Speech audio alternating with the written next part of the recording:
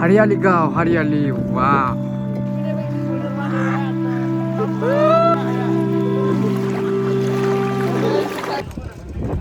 Hello everyone, आप सबको स्वागत है सकलोंडास लाइव के न्यू एपिसोड में। लौंडा भाई आ गया फिर से नया एपिसोड लेके।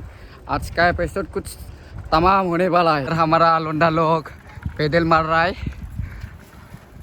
आप लोग सोच रहा होगा कि इसे पैदल मार मार के हम लोग किधर जा रहा है। तो एक स्पेशल जगह में जाने वाला है हम लोग।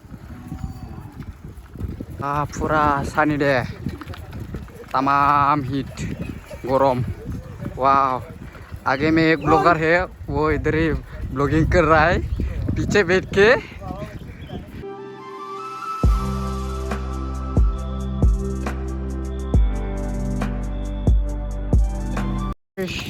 मेंसोबबाय आरोना, साइकेल सालायो बिराद गोबाव जाबायमोन आङो।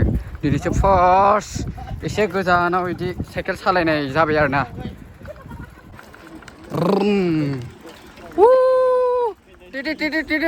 साइड लगाव नै जोंना सासे ब्लगारा बानायथाबगासिनो। अभी इधर खेत में खड़े खाली है।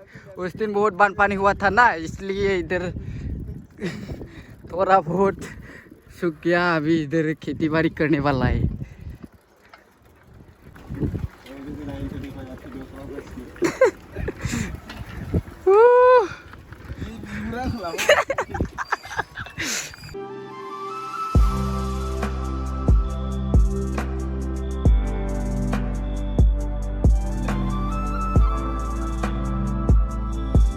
तो थानांगौ थांग्रोसोना बोरै जानांगौ जिबा इन्टारेस्ट जाया, मजा जाया।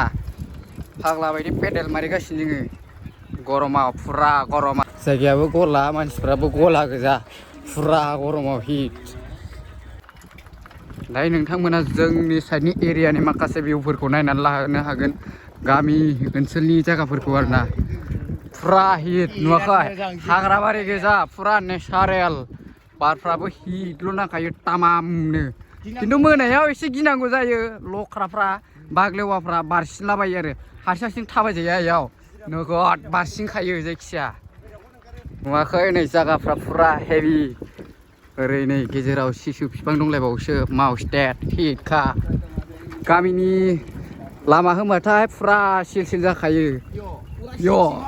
फुरा सिकसिखा आरोना लामाया। गामिनिया बिदिनो मोजां जाखायो।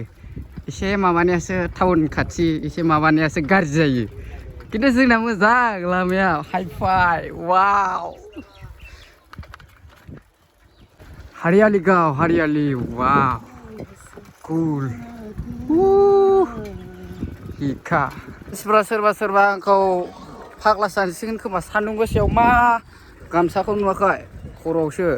माने बेबो मोनसे सेफटिसो आरोना, साननिफ्राय प्रटेकसन मोननायनि। बेखौ खिन्थु मानसिफोरा सोरबा बुजिनाय नङा माथो बेफोरखौ। जायखिजाया जों सकलोंडास बिथांफ्रा एसे माबायाव इन्जय लानो थांगासिनो। बिराद मोजां जायगा, नोंसोरबो नुगोन, मिथिखायोबो जानो हागौ सोरबा। खिन्थु दा आं नोंसिनो मोजां देखाय। जागाया नायदो, हरियाली फुरा। वाव वाव लागतासे हरियाली।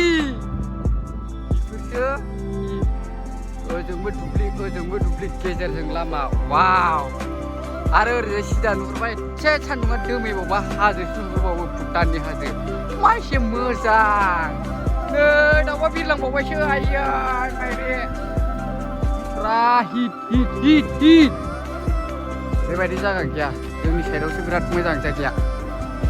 ओंखायनो बेलेग जायगाफ्राव थांबाथाय गोसोफोरखौनो बोरैबा मोनहैयो।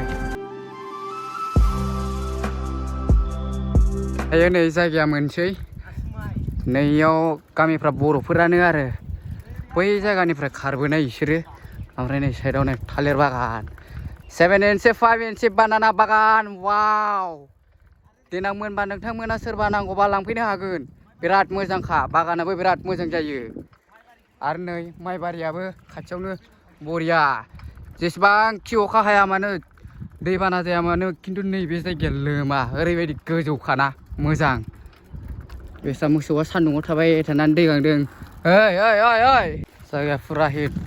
दैयाबोथ' फाग्लासो हिटखा, थान्दा गरमाव फुरा हिट आरोना। प्रेम गाथोन बेनो होखावनोसै जोंनियाव दा बारजुमलाबायनाया फ्रेम गाथोनाव एसे गरम मोननायखौ कुल मोननायनि दिस इज फ्रेम गाथोन वाव हिटखा आरो गरमाव आराम दुगैनो कुल कुल मोजां ओमफ्राय नै ओरैजाय अन्थाइ बल्दार जाबदों लासैनो जाजोबगोन इयो फुरा हिट गरमाव दुगैनो बे जोंनि लकेलनि फ्रेम गाथोन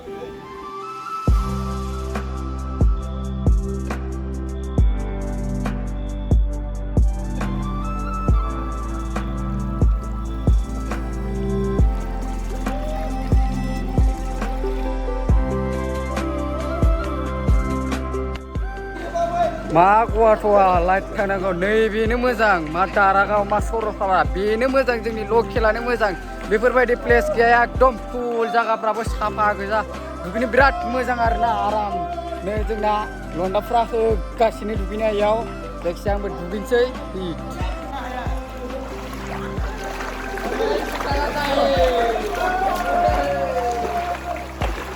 माने सेंग्राफोर बादिना गथ' खालामनाया गरमखौ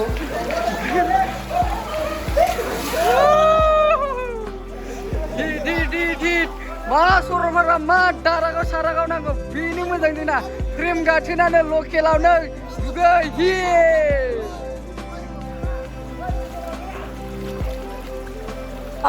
बिरखारलायो वाव गरम बोथोराव बेफोरबायदि दैयाव गोजोमनानै थाबाय थानाय हिट नाङो हाला बेयो जोंनि लकेल फ्रेम गाथोन जाहैबाय नैबेयाव दारागाव एकदमबारे मा होनोमोनलाय सरलपारा बेफोर हास्लाबबावा प्लेसआबो ओरैबायदि मोजांखाना थान्दानो दैफ्राबो साफाखा जायखिजाया हिट दुगैसिनसै जोंनियाव